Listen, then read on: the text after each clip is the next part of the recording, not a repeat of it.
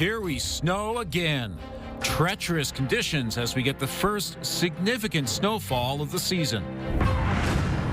More healthcare changes. I think this is a tool that will help us retain physicians and other healthcare professionals. The province calls for an expanded role for private services. And using music to fight memory loss. So the research that we did showed that the cortisol levels go down when we sing together.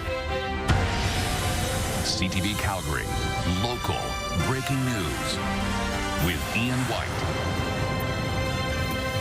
Good afternoon. Calgarians are dealing with the first blast of winter. The snow that started overnight and continued for most of the day has made driving a real challenge. Tyler Barrow joins us with the latest. And Tyler, what are the roads like out there right now? Ian, compared to this morning, it is night and day. Heading southbound on Deerfoot, there was noticeably less snow and ice. Now, Calgary Police Service is reporting almost 400 collisions. City plows have been working to clear up the roads for drivers. Now, there have been numerous pileups throughout the city, like this one in Bankview.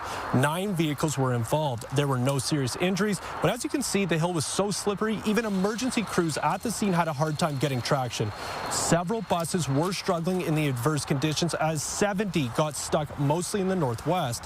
And all those stuck vehicles led to a busy day for tow truck operators. Cheap Towing received approximately 25 calls by 10:30 a.m. Normally, they would receive around 5 by that time. We got a bunch of different calls. It's either ditch pullouts, accident calls, or people that are just stuck because they didn't get their winter tires on and can't get up a hill. So. Now, although the snow has eased off, motorists and pedestrians are asked to drive with ease in the winter conditions. Ian? Tyler, thanks very much. And the snow making visibility a real challenge at Calgary's airport. Flights were briefly paused this morning because of the significant snowfall and runway conditions. That kicked off a long list of delays and cancellations. Going to Santiago, Chile through Atlanta. We're flying with WestJet. Our flight was canceled due to weather. There's been a lot of flight cancellations here today. When we got the email notifying us that our flight had been canceled, they said we wouldn't be able to get out for 24 hours. The desk agent, one of the desk agents there at the gate said because it's an act of God, they can't do any accommodations for us. Anyone scheduled on a flight today should check its status before heading to the airport and give yourself extra time for the drive, of course. Yeah, it's been quite a day indeed. I want to celebrate the people I saw earlier this morning. I saw a number of mums pushing strollers through deep snow. It is not easy. Yeah, when you get 10 to 20 centimeters of snow, pushing a stroller is a tough one. Driving is a tough one in this. Pretty much anything is tough because of all the snow, the slippery roads and sidewalks, visibility reduced, and let's be honest, it's our first one of the season, so we're a little rusty at it. Well, I can't speak for everybody. I'm a little rusty at it. -3 is the temperature right now, but with the wind chill, it feels like -8. So it is cold. This cold is here to stay. So while this snow is letting up, the cold is all week.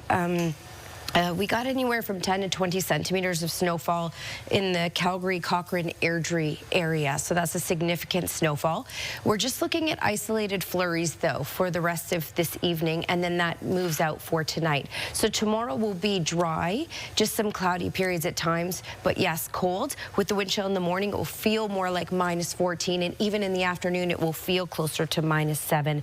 That's your 24-hour forecast, brought to you by Fifth Avenue Volkswagen, where you can win your ride. See dealer for details or visit fifthavvw.com. Thank you, Danielle. More than 130 speakers are signed up to weigh in on Calgary's budget for next year. Budget week is underway at City Hall, but major decisions are still days away. First, councillors are hearing from individuals and community groups about where they want to see city money spent in 2026. What's proposed right now is a 5.8% tax increase for single-family residential properties, but the mayor wants to see that hike come down while spending is upped in some areas. To have a 5% or so increase is just not justified given the current economic climate.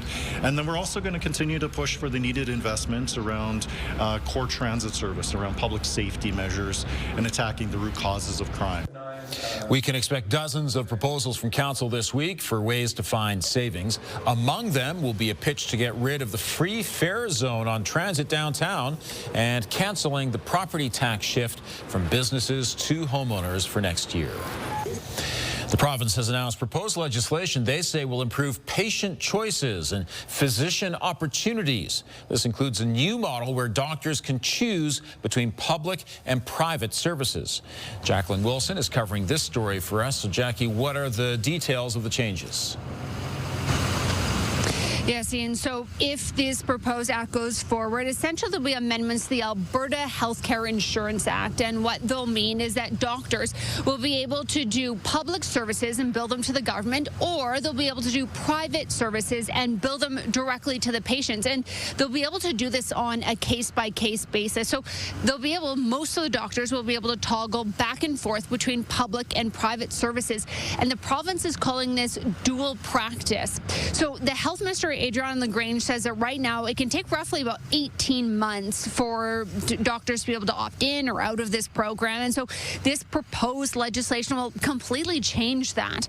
There are a couple of exclusions, though, that I want to mention. So all emergency services, procedures, those surgeries, as well as cancer treatments, those will be covered by the public plan. So there will be no private options for those. Also, family doctors, they are restricted from participating in this dual practice at this time.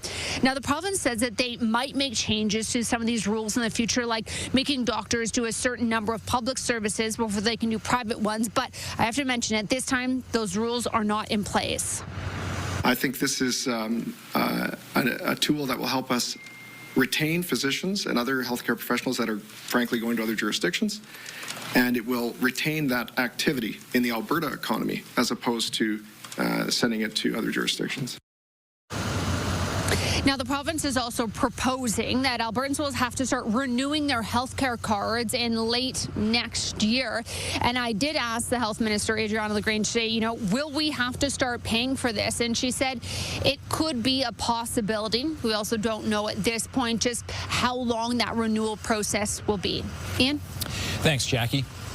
There are now 9 members of Premier Danielle Smith's UCP caucus facing recall petitions. 5 of those petitions are for Calgary MLAs, including Rajan Sawhney, Miles McDougall, Rick McIver, Mohammed Yassin, and Demetrios Nikolaidis. Petition organizers have 90 days to collect signatures from the MLA's constituency. They also need 60% of votes cast in their riding in the last provincial election. Elections Alberta says all the approved recall applications meet the requirements set out by the provincial legislation. While I support the intent of recall, this is clearly a case of a left-wing activist group, Alberta Resistance, that is using recall, that is weaponizing it to force a general election. It's obvious with the amount that are coming forward right now that it's being used as a tool to destabilize government because certain individuals disagree with government policy. Premier Danielle Smith says she's considering changes to the province's Recall Act.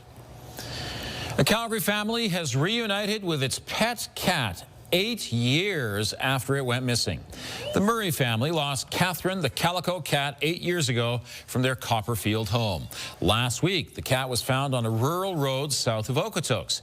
It was dropped off at the Southern Alberta Veterinary Emergency Hospital. Catherine is microchipped and tattooed. Staff at the hospital then contacted the Humane Society and found the owners. This reunion was also captured on camera.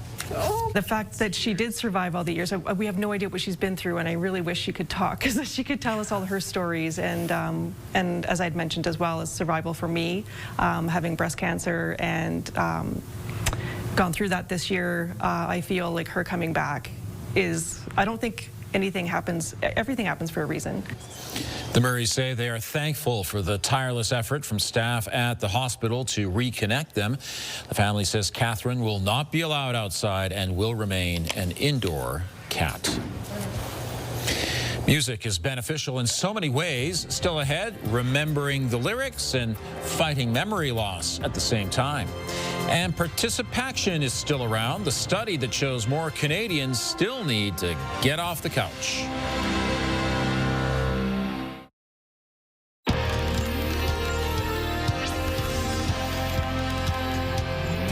A report on fitness says less than half of Canadian adults are meeting weekly guidelines for physical activity.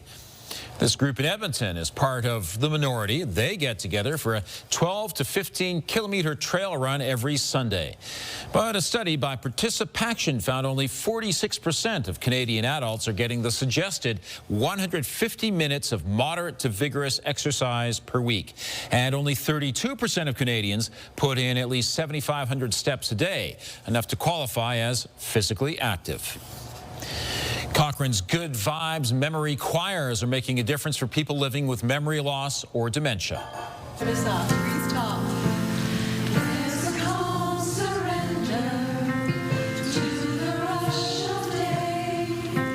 The choirs are an initiative by artistic director Erica Fairberg.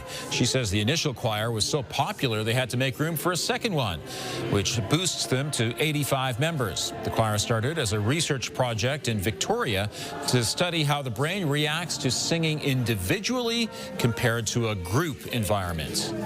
So the research that we did showed that the cortisol levels go down when we sing together, that there are positive neurotransmitters that are increased in our brain, so things like dopamine, serotonin, oxytocin, which is like a cuddle hormone, they call it. And so the social aspect of singing is really important for developing new neural pathways. Not only is there a noticeable difference in participants as they leave practice, caregivers say many of the singers are eating and sleeping better too. The choirs have an upcoming performance in Cochrane, December 12th and 13th. Okay, so hopefully most of the snow is behind us, right? But beyond that, it's going to be chilly for a few days. And it's going to get colder as we go through the week, so this is just the beginning of the cold. Yeah. The other thing is we have another snowfall on the way for Thursday. Okay. So we're going to talk about that because that's a big bulk of snow again. Maybe not quite as much as this time, but something. All right, Skywatch weather cam. You can see things have settled. We still have some cloud cover, and there will be isolated flurries throughout the city over the next few hours before things fully quiet down. All right, well, winter's here. It certainly feels like it, looks like it. Very festive out there. -6 is what it feels like with the wind chill in the city right now. -14 is what it feels like in Pincher Creek. A little windier there as well. -11 is the wind chill value in Lethbridge, and -7 in Medicine Hat. So yes, we're into the wind chills. We'll be into the wind chills really for the rest of this week, and we'll have wind chills in the -teens for tomorrow morning when off to work and school. Wind chills, well, that's been based on the sustained wind speed, but then it's been gusting higher than that at times, and that makes it feel even colder, as you know. 30 kilometers per hour, that was the max gust in Calgary, but the winds are calming down now for the day. 37 kilometers per hour was the max in Pincher Creek, and in the 40s for Lethbridge and Medicine Hat. So the winds are calming. The temperature will continue to cool, and the snow is almost done. The bulk of it is already out, but we still have isolated flurries possible right up until about the midnight hour in the city, and then south of the city there's isolated flurries possible throughout the overnight hours. Really after that, for the next couple of days, the story is just a mix of sun and cloud and cool temperatures. But this is the next wave that is on the way for Thursday. So this is 1 in the afternoon, a shot of what this will look like. It'll start to move into the south first and then move on up. So to the far south, they could see 10 to 15 centimeters of snow from this one. In the city, we're looking closer to 5 to 7 centimeters from this next wave. Again, it's a bit of a ways away. I will continue to keep you posted on what is expected from this. -3 is our high for tomorrow. Again, that's just the base temperature. In the morning with the wind chill, it will feel like about -14. And then in the afternoon, it will feel closer to -7 with that wind chill. We're looking at fog patches in the morning and then a mix of sun and cloud throughout the day. Fairly calm winds, but enough to give us that wind chill for sure. -2 is our high for Wednesday. And then by the time we get into Thursday, that's our next snowfall. 5 to 7 centimeters certainly possible. That will carry into early Friday morning and then start to clear out. But it will bring in even cooler temperatures. So -6 for Thursday, -7 for Friday. And as we head into the weekend, you're looking at -6 for a daytime high on Saturday as well. All right, Toy Mountain got a helping hand thanks to Action Furnace and their generous donation of $5,000. We've now collected 326 toys with a cash value of just over $25,400. Your donations of new unwrapped toys and essential items help families fleeing domestic violence. Fears Not Love board president says cash donations are always welcome. Cash is paramount because it gives us the flexibility, you know, little things. If we don't have room at shelter, we have to put somebody up somewhere. That costs money. So, you know, we get to use the money in the best method and the best usage possible. All right, even a little bit goes a long way. $25 can help purchase items for babies or toddlers, while $5,000 can cover a shelter stay for a family. You can find a full list of donation drop-off locations or make a cash donation at ctvcalgary.ca. Thank you, Danielle. Many people in the energy industry are looking forward to a potential announcement this week. Coming up, speculation the Prime Minister and the Premier will finalize a pipeline proposal.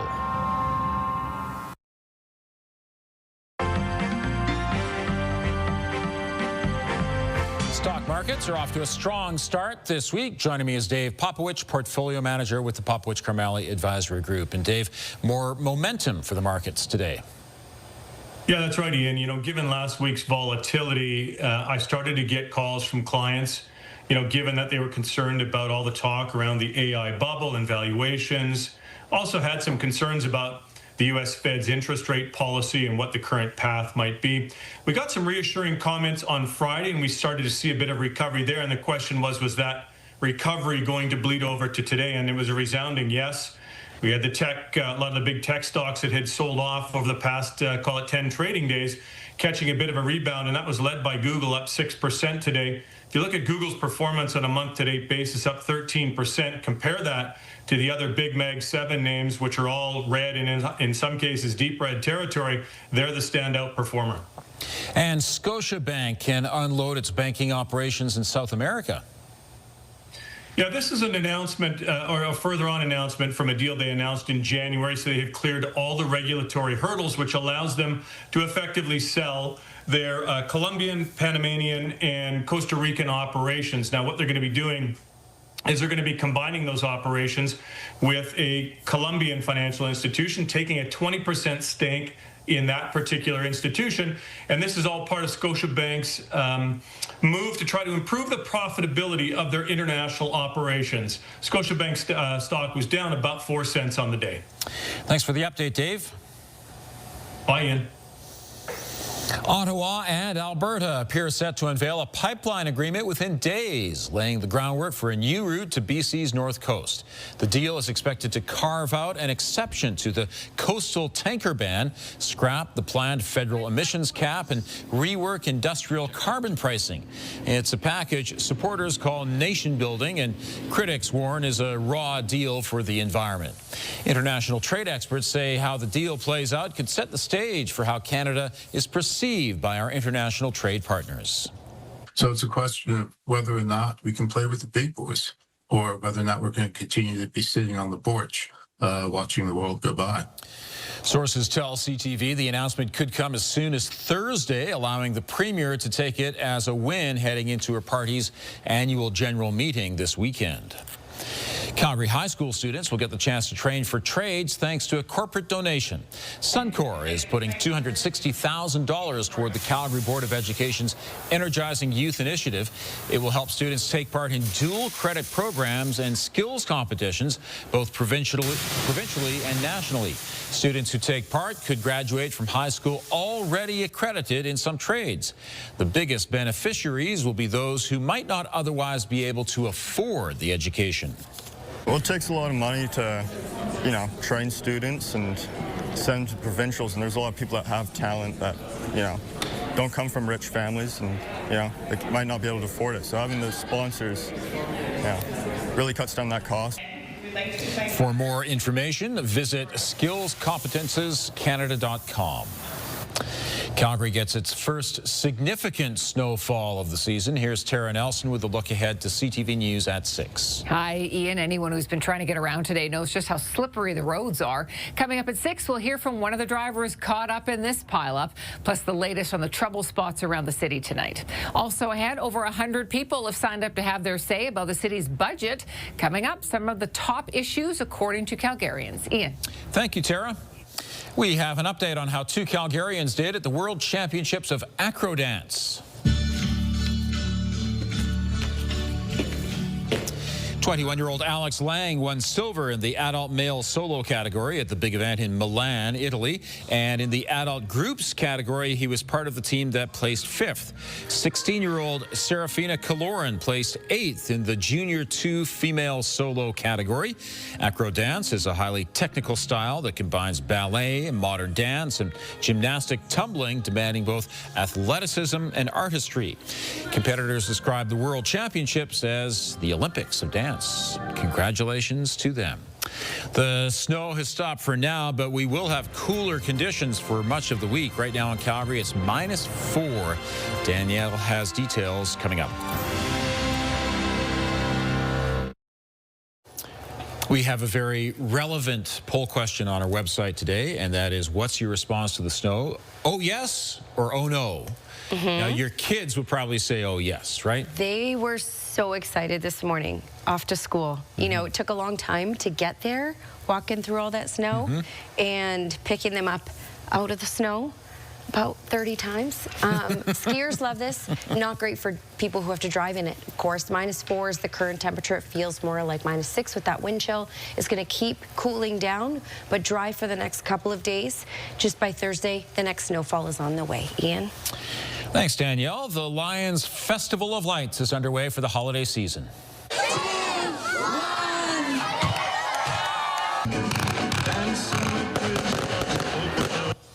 This is the 39th year for the event at Confederation Park. Organizers estimate 800,000 lights are part of the displays, which you can see along 14th Street Northwest. They say the joy it brings to the community makes it all worth it.